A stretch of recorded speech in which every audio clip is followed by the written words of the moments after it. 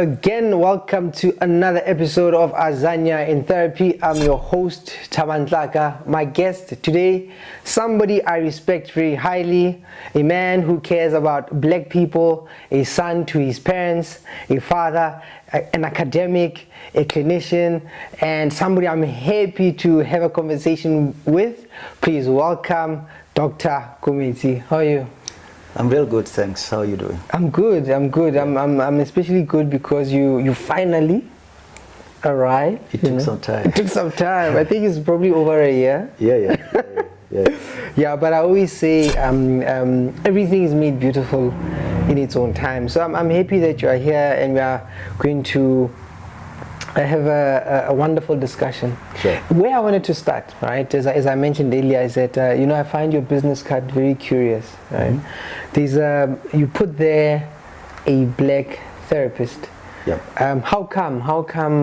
Why did you feel the need to highlight that? When somebody finds a business card that says black therapist, why the need to mention that? Okay. I think let us start light. Yeah. Light would be the fact that from time to time patients specify when they are looking for a therapist. Yeah. And they will specify that they want someone who is black, and they can go on to say that it should be a black man or a black woman. Yeah. And maybe certain in terms of where they practice from, geographical area. Yeah. So it starts there. So you start realizing that this is important. So that's going light, if you start light. But you must look behind that. There is something that is important about the experience that patients get when they are seen by a person that they are looking for, and in this case they are looking for a black person. But also importantly, blackness is currency. Yeah. In our country, in our profession. I don't know if you listen to Ntsika's music. He's got this song called Al-Kebula. So in that song, he's in essence, he says that being black is gold. It's very important. It's a highly cherished thing. So I take that seriously, and in essence, when you walk in as a black person in any space, and this is for none now, you can't hide your blackness. Whether you like it or not, whether it's a space that is likely to be racist or not, your blackness announces you. That's the first thing that people see. Yeah. So as a person, I embrace it. With all its struggles, its pains and joys, I embrace blackness. Yeah. And lastly, look, it's a registered company name. So I'm a black therapist, both in terms of my identity, but also in terms of the registration of my practice. It is black therapist. Really? That's how you register it? It is registered, right? So no one else can call Nobody could claim that. Formally that. Yeah, but look, we are all black people, right? There's a whole lot of black people that are therapists. Yeah. But it is now a registered name. And I do intend doing justice to it in terms of how I practice, in terms of the experience that the patients get from me. I intend to practice as ethically as possible, as diligently as possible, and making sure that when people have come to see me, of course there will be people that don't get the experience that they were looking for. That's normal. But on the whole, it shouldn't be because a black therapist didn't do what they were supposed to do. Yeah. Those are wonderful, opening thoughts. I see strands we could touch on that, right? So I wanted to go to, but what are you currently thinking about, wrestling through, observing as a therapist, being in South Africa, now? The first thing, look, is that, and I'm sure we'll go into this a little later, we have to take psychology quite seriously. And if we do, then we can't but take cognizance of the trauma, a series of traumas that the people of South Africa as a people have gone through. So if we don't want to start too far, we can start with colonization. Yeah. There were also ethnic fights. There was apartheid. And then after apartheid, of course, with all the things that are involved in apartheid, Sharpeville massacre, 1976, student riots, and so on and on. But now, lately, the corruption of our own government, all of these things, if we take psychology seriously, they have got an impact. Yeah. We are a people that has gone through a lot. And psychology says to us that if you have gone through those difficult times, there will be difficulties, there will be, if you like, unwellness that is associated with having gone through that. And there needs to be some kind of an intervention. Yeah. Not an intervention of putting the nation on the couch necessarily, but something similar to that metaphor. And it's very unlikely that is something that will happen. Yeah. So we find ourselves, that's one of the things that I wrestle with then. And beyond that, of course, the accessibility of this kind of service. You and I are well trained, but for most people, we are inaccessible. Yeah. Both in terms of where we practice from to start off with, but also in terms of how much people pay when they come to see us. So even if you do some pro bono work, you can only do so much.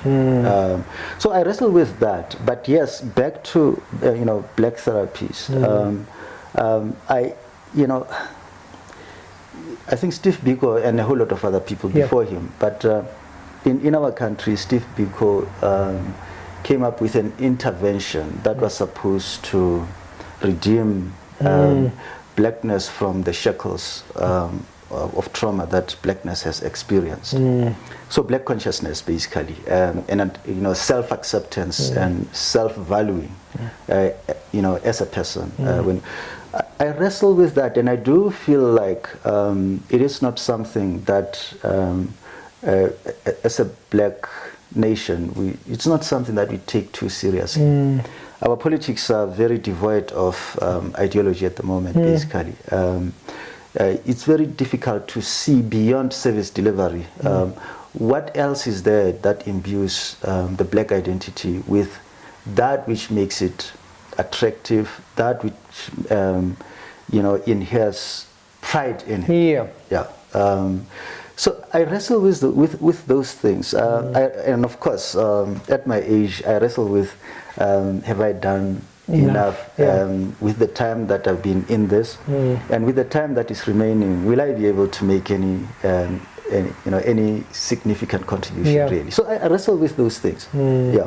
Yeah, I mean, I like you used the word, right? You said you used with pride, right? Like, and when you started with, when you said, when you walk in the room, referencing, I think, Fanon, that you can't hide your blackness, right? Sure. And there's this, when you walk in the room, you are seen. But beneath your comments, I was hearing, but we need to have a sense of pride. Sure. And but I had another thought, like when usually, sometimes when we see, I was just thinking from whose reference, right? Because there's also this idea that when we think black, we think bad, we think not good, we think corruption, we see it in even how we talk about ourselves or on social media. So there's this one idea when I think about blackness and the things you are wrestling with, right? In that beyond the things we went through a lot. And so what can we do about it? Steve Biko suggests, right, we need to be conscious of our blackness, embrace it, and do something about it. So I'm just trying to now bring this idea of sometimes we are like black? Is black good? Is black bad? And what is it that we can do about it now? And whether we can do enough. You know, so I suppose what I'm trying to ask is how do we effectively bring into the consciousness of people, especially as psychologists, right, that this is an important thing, this is what we have to think about, we need to pay attention to this, wrestling what we have to do with the idea that, but black, you know, can you really, you need to work on your identity first, you know. Sure. Look, if you want to approach this at a macro level, it might present with a number of challenges. Yeah. The ideal, I think, is to. I think there's a song that is quite popular in the townships, in the religious sector, that says, "Brighten the corner where you are." Yeah. Start with where you are, and of course, start with how you do what you need to do in life. As someone's son, as someone's sibling, as someone's husband, wife, as someone's father, as a colleague, you know, as a member of community, you know, you name them. Those spaces where we are, how you carry yourself. And here, I mean, I'm not really saying that go conservative and go better than other people. I'm simply saying that inhabit your blackness in a way that does not cause damage to how people understand blackness. Yeah. How you provide services. There are all kinds of stereotypes in terms of how black professionals provide terrible services. Yeah, they say we write sick letters. Yeah, when people are not sick. And perhaps there are people who do that, and yes, it's problematic, right? Yeah. I'm digressing a little bit just to address that. But then there is something about you know, trying to use informal ways to challenge the system. People basically, you know, terribly exploited in other workspaces, and there is no respite for them. And sometimes the only respite that they can get is if they get a sick letter from someone. So it's a subversion of sorts. It's activism, but of course it has to be done within the, you know, confines of the law. When a person is not well, that person should not go to work. And that wellness, we're not only talking about physical unwellness. We're talking about when a person is burdened by something that impacts negatively on their psychological well-being, but that person is not well. And I don't think it's fair to force them to go to to go to work. And I suppose as a clinician, one is best placed to actually observe and then advocate for that. Sure. The other thing I suppose I wonder as clinicians is if we articulate this. I mean, you talk about we've been through a lot, right? Sure. You know, it's the colonization, it's the wars, it's the massacres, it's crime. Do you think we do a good job at, you know, articulating, okay, we went through this thing, this is actually how it's impacting us psychologically? Do you think there's enough of that, or we are clear enough in actually helping people understand the psychological impact of the many things that we've been through? I think far from it. I think the society that we live in is such that you have to, and this is not explicitly stated, but you feel it, you have to get on with it, right? Very early post 1994, that sentiment, you know, used to be articulated that no, we are here now, get on with it. And similarly in the US, you know, after the civil rights movement, won the victories that it did, there was a sense that people were becoming impatient. Yeah. With the teething problems that would be there after some major change has happened, right? So I don't think we are articulating this enough. I don't think we're putting enough emphasis on it, but it is there. Yeah. And this is arguably we, especially as clinicians, black clinicians, practice psychology in the manner in which we have been taught psychology. Yeah. And in a lot of ways, if you deviate, you might find yourself in trouble with the regulatory body, basically. Yeah, and the way it has always been practiced is the Western way. Yeah. We practice in rooms like this, for instance, in suburbs. Must maintain the frame. Yeah, we maintain the frame. Yeah. We practice in suburbs, air conditioned in most cases, with nice little things, basically. And if you look, I mean, if you can honestly look at the people that taught you many years ago, that's how their practices, their consultation rooms were. We take this from someone. Yeah. And therefore, it almost feels like we are compelled to leave behind what happened. Yeah. And we do that at our own peril as a society. Yeah. Because all that we are doing is to look at the symptoms, if you like, of when people come to see us with personal problems. A lot of those, basically, if you look at it in a bigger, within a bigger picture, they are linked to some of the difficulties and challenges that people have experienced for decades. I mean, actually, decades is little, for centuries. Yeah. For centuries. We don't do that.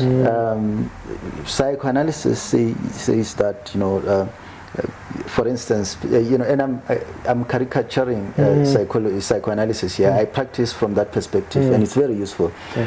But, just to make this point, if psychoanalysis says, look at the Oedipus complex, how is that going to help me, assist a person, part of whose issues emanate from the negative events that took place in our country, from apartheid, from parents who never got education and therefore did not get property. There was no inheritance for anyone. There was inadequate education, inadequate resources, and so on and on. So everyone suffers. You carry that even as you get into a profession, a marriage, a relationship. You bring all of those, with you. We are not better placed given the way in which we practice psychology. Yeah.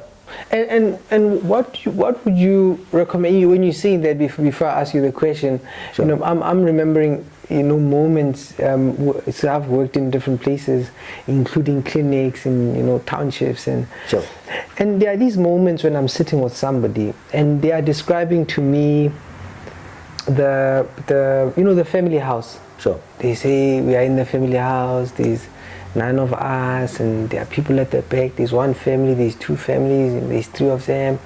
And we are struggling, and I'll be sitting there, and I don't have a job, and then I would be asking myself, yes, this person is depressed, this person is frustrated, and this person needs a job.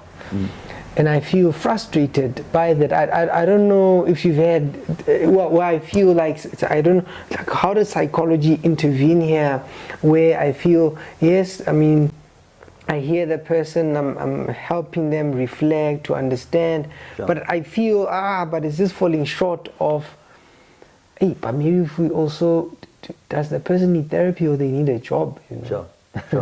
And in essence, I mean, if they were to get a job, a lot of their problems would disappear, right? There is a group many years ago in the early 1990s, before 1994, the Cape Town group, basically. Well, it was predominantly white clinicians who actually popularized the notion that psychology must step outside of the consultation rooms in the suburbs. That's when community psychology became more popular in in South Africa. So I think they had they had touched on something quite important. Yeah. We can't effect that change in our consultation, sitting in our consultation rooms. You do talks, you give talks from time to time. I hope when we step outside of the consultation room, we make it count.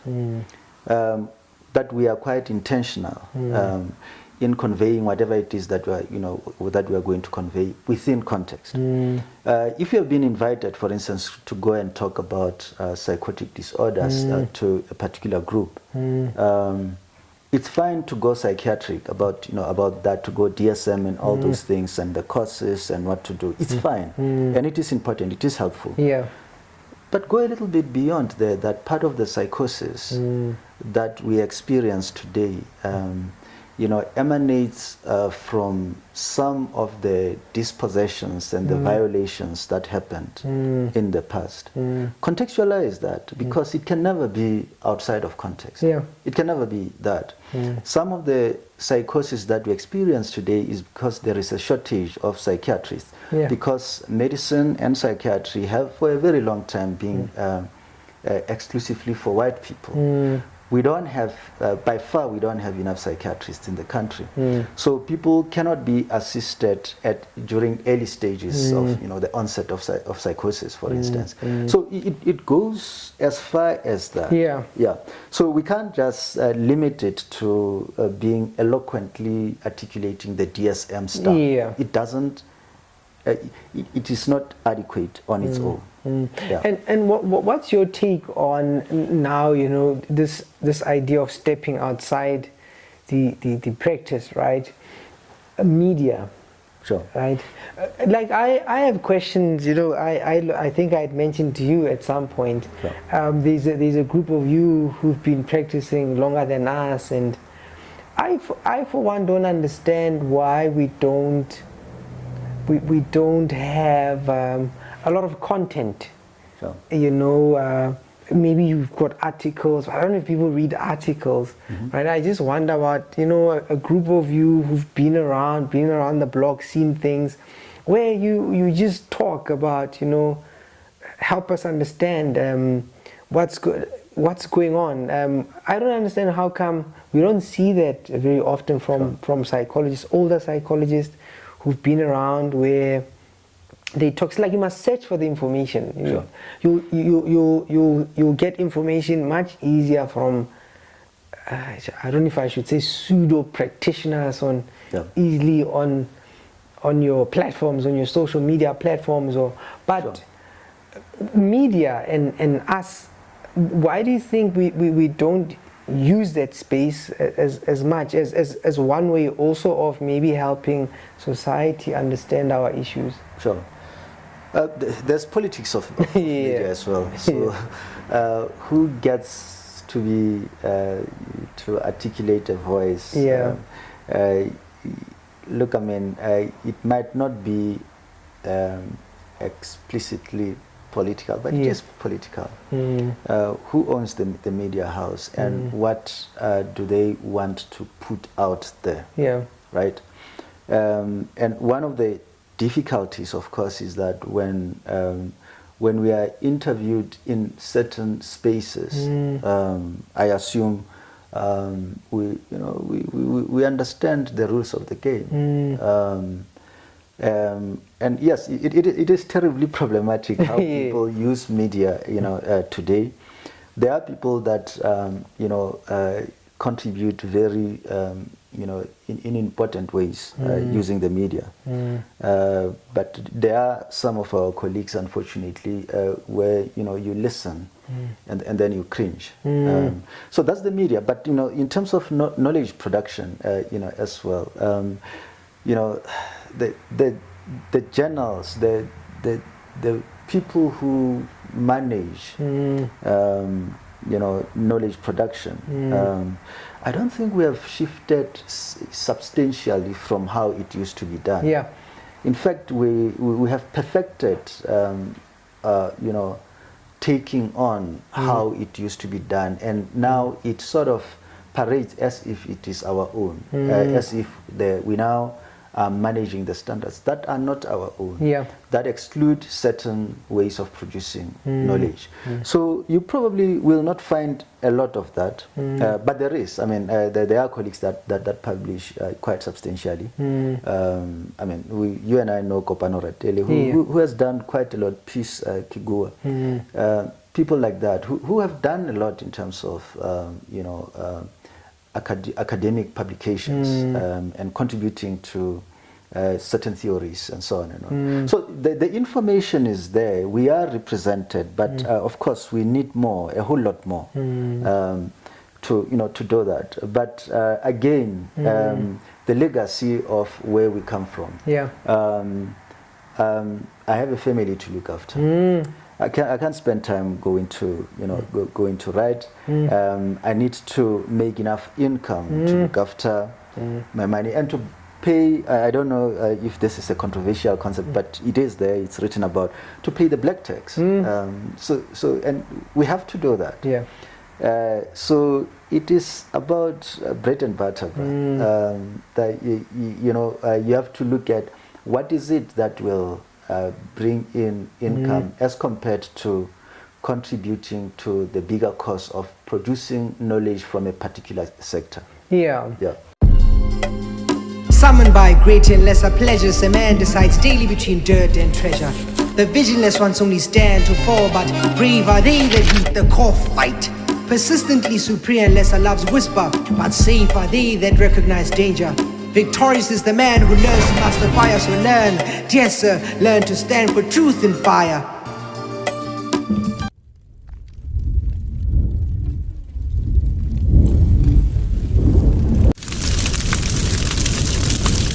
And my concern with that is that, I mean, we tell stories about, you know, a lot of our traditions, a lot of our practices have disappeared. And we say, what's the problem? It's because they didn't document, they didn't, you know. And for me, when I look at it, I just go, ooh, but is this not happening now, you know?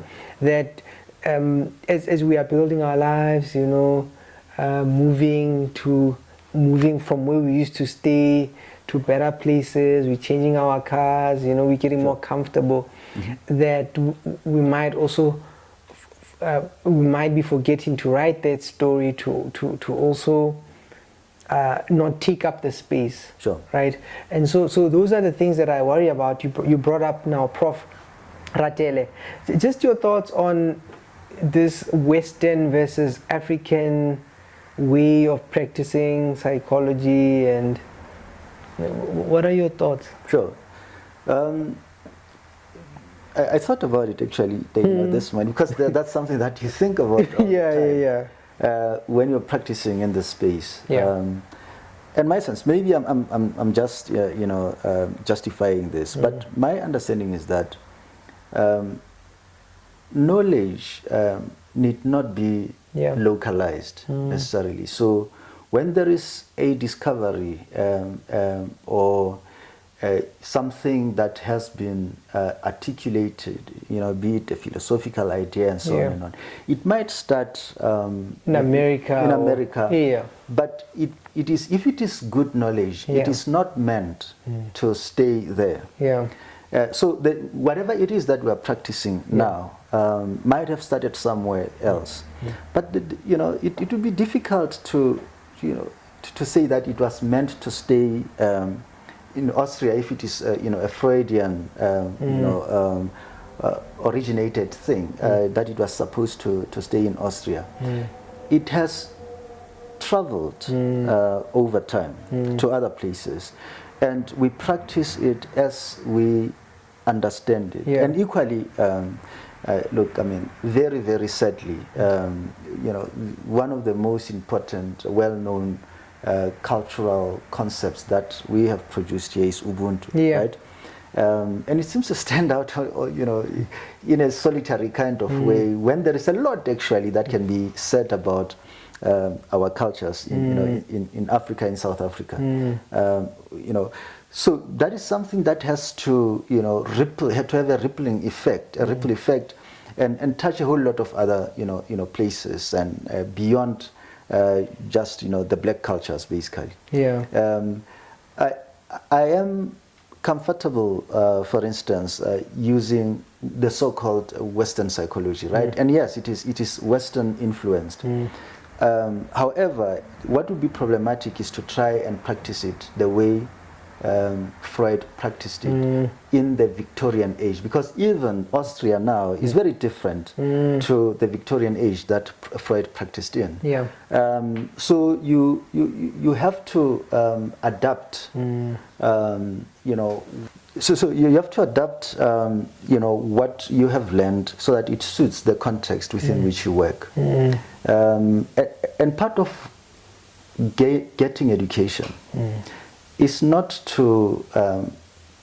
it's not part of kind of learning. You get education so that you can be able to engage critically with knowledge and information, so that you have the soberness of mind to understand that you are not Freud, and this is not Austria, and it is not Victorian age. It is a different era, and we are different. And the patients that you are seeing are not people that are presenting with neurosis, but they are people who are presenting with challenges, some of which have been informed by the tragedies that I've talked about, like the colonization and apartheid, and now corruption. Yeah, I mean, I was just thinking now about, when you're looking for a cat, right? The saying says, does it matter if the cat is black or white? Does that matter, or do you care that it catches the mouse? Sure. I think if something works, we work with it. Sure. And I like the idea that, but we interrogate it, we work with it, we improve it for the context. Sure. And things like that. Now, what maybe, I mean, we talk about how the many things that happen to us and how they impact us. If we were to, let's imagine you were part of a group, summoned by the president, so you and other clinicians, and saying, okay, we've got this particular problem, we've got problems, and we need to come up with some interventions. Sure. How are we going to help Africans, black people with this, psychology, and what are some of the practical things you point the group towards? Sure. We're in Africa. We're in South Africa. Yeah. Right. And one of the most important traditional practices has been, lekgotla, for instance. Yeah. Right? Not lekgotla in the political way in which it is used now, but having gatherings where societal issues get threshed out, right? So we need to take it from there, because if we are going to want to approach it as a psychologist would approach someone with a mental problem, then we were going to run into difficulties. The civil society is very important. So partnerships with civil society, partnerships with the media, partnerships with traditional formation, traditional leaders, for instance, to reach the people that furthest from where our skill is accessible. And to ensure that we permeate those spaces and ensure that there is psychology that is conveyed, the psychological understanding that is conveyed in those spaces, in those partnerships. That could work. And however, of course, if you look at Maslow's hierarchy of needs, it would be difficult to deal with someone who is depressed and is experiencing a sad mood, to deal with a sad mood when a person is terribly hungry. So the basic needs need to be responded to. And hopefully, if it is the president that has convened that meeting, there will be an understanding that meet the basic needs of people, give them some dignity, so that they can be able to engage with this higher order, stuff that says that, yes, you are hungry now, but the condition of the poverty of a black person is not something that has not been affected by the traumatic past that we come from. Yeah. We have not recovered from that in any particular way, particularly in material ways. We have not. We have townships that are actually deteriorating by the day. Going backwards. Yeah. And it's our people that live there. So giving back some dignity to people so that they can be able to stand on their own. Because once you give people dignity, ensuring that they live a respectable life, ensuring that they've got food on the table and shelter, that they can look after their children and bring up their look after their families, that they can be safe in their societies. People can stand up for themselves. Yeah. Yeah, I mean, when you say that, I was just thinking the other day, I was driving, and there was on the radio they were discussing, I think it was the Val. Sure. And they were saying, I mean, are there attractions there in the Val? Sure. And the people No, are I heard calling that. it. I thought that was so funny. Yeah, And they were saying, yeah, but how do you even drive there with all these potholes, Sure. you know? And it reminded me, because I passed there at some point. Yeah. And my heart just sank at the way it was, because I had been there at some point, and all of a sudden the roads, it looks like there's a deterioration of the place, and many other places like that. Sure. And which, the question that I start having is, do we think that we talk enough to our leaders, our politicians? Do we help them understand, because if they are in positions to effect change and they don't, how are we going to be able to be useful? Sure. The problem is that, because that already seems to suggest that we've got leaders that are alienated from the very spaces that we call the spaces where our people live. Yes. So that these leaders need to be accessed somewhere else with great difficulty for them to be able to respond to the needs that our people have in the townships, in the rural areas and elsewhere. I mean, in the Eastern Cape, for instance, for many, many years they've struggled with roads, they've struggled with water, so there are no services there. Where do these leaders come from that they cannot be responsive to the needs of the people in those spaces? So it's a difficult thing. Unfortunately, the ability of leaders to hear seem to have been contaminated by politics, of economic advancement, basically. If it does not advance the leader socioeconomically, you've got a very slim chance of them hearing you. They can hear you, but they will not do anything about it unless it advances them in a socio-economical way. I mean, I was thinking of a simple example as load shedding, right? That many live around these parts where it's very close to Parliament, close to the union buildings, and they don't experience load shedding at all.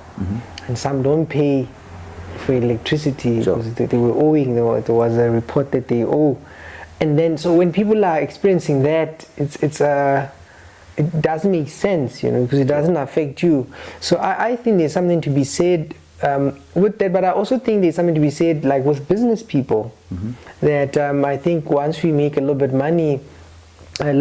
of money, but just as black people, not necessarily clinicians per se, that we need to learn to work and create spaces where we can develop people.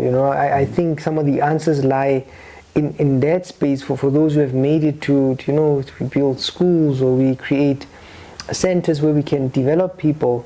And I don't know if there's enough of that. I don't understand why a group of black people who've made it haven't built like a number of schools or like a university or come up with programs or Sure. that bothers me, you know. For those of us who make it, I think we have to think of it that way, Sure. as opposed to just enjoying life. Sure. I think in many ways we've lost that culture, the culture of plowing back, the culture of being your brother's keeper, for instance. We have become highly individual. Yeah. You look at yourself and your small family, and you know, that's where you want advancement to happen. Yeah. And occasionally, you know, to assuage your sense of guilt for having when others don't have, you might give a little bit more tithe, or you might give someone who's homeless some money at the street corner. Yeah. And I'm not saying that people should stop doing that, but I'm saying that it is not effective in the greater scheme of things. Yeah. But we have lost that culture. That's why we need things like, you know, black consciousness to remind us that we, you know, as black people, we are on our own in many ways, and our own salvation resides in us. Yeah. We don't have an external Messiah that is going to come and you know, and help us out. Yeah. Whatever it is that we need to deal with the black problem, we, you know, can only come from us. Yeah. Yeah. Maybe two more things, then we can wrap it up, right? Sure. The one, maybe three things. So the one, my recommendation is, you spoke about Lekgotla, right? Sure. My wish is yourself and a group of people could have a Lekgotla, you know, and, you know, articulate some psychological concepts, you know, because I've had the experience of, so I've had people come here and then they spoke. Then there were, say, maybe students, people interested in psychology, and, you know, so somebody came here, they spoke, and they would say, wow, I didn't know that, you know. Sure. I didn't know, I wish there was more content like this. So I imagine that part of the voice that maybe I want to say, you know, you guys are the fathers. There's a group of you, I think, maybe to organize some Lekgotla and, you know, pick topics, deal with them. I think that would be useful. That's just the one suggestion. But the other is, so I wanted to, the way we relate to each other, the way as Africans we relate to each other, the way men and women relate to each other. You know, what are your thoughts? And the last thing I was going to ask you is, it's more like, so how do we, so the future, right? But maybe let's deal with that one first. What are your thoughts about the way we relate to each other as a people? Yeah, look, I mean, I suppose highly individualized in many ways. And when we started, I said perhaps it is important that we take psychology seriously. Yeah. That when we say that the past has got important implications on who we are today, that we take that seriously. So it is not surprising that we have such problematic ways in which we relate. Domestic violence, you know, is rife, and you know, perhaps we need to confront the fact that in many ways we are a damaged society. These men, because it is mostly perpetuated by men, so these men that you know, emit these violent acts towards others, towards other men, towards their you know, female counterparts. They are members of this society. They were produced by this society. Some of them have never gone anywhere else. And beyond that, you know, we now have the phenomenon of Africans from other countries that come here illegally, and it becomes so complex now, right? But it is because in a lot of ways there is unwellness in our society, and we are not doing enough to try and curb this. And trying to curb it, in terms of interventions, that is a step further than where we need to start with, the acknowledgement that we're a damaged society. Including, talking about, how we relate, including our leaders' sense that they need a share from, a project that is meant for people who have nothing, right? So we are a damaged society, and someone, I don't know how many people are capable of. I'm not saying I'm one of them, but I do try to stand outside and critically engage and analyze what seems to be happening here. There's a lot of damage that is happening. And then the last question, I suppose, then, if that's the case, what's our hope? What do we look forward to? What is it that we can begin to work on? You earlier you mentioned each of us in our own little corners. Sure. Being conscious of our blackness and as having a sense of pride. But what else do you think we can be hopeful about, at least? Sure. Look, borrowing from psychiatry, there are moments of lucidity. There are moments where it feels like pockets of people in our society think very, very clearly, or at least they make that obvious, because we are always thinking, but where we think quite intentionally about our condition, and that gives us hope.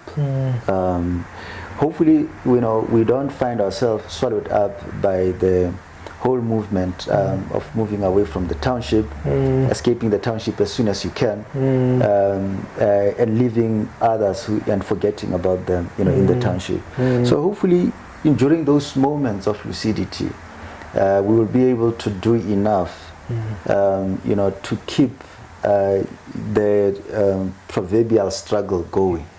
Because we are far from where we're supposed to be. I suppose that's a wonderful place to pause it. Sure. I say pause. Hopefully don't be a year, I think another conversation to be had is just maybe the key ideas of Biko, key ideas of Phenon. I think we need to break down those and then, spread them out. I think those will be useful. But otherwise, thank you for coming through, sacrificing your day. Sure. But much appreciated. I enjoyed being here. I was looking forward to it. Okay.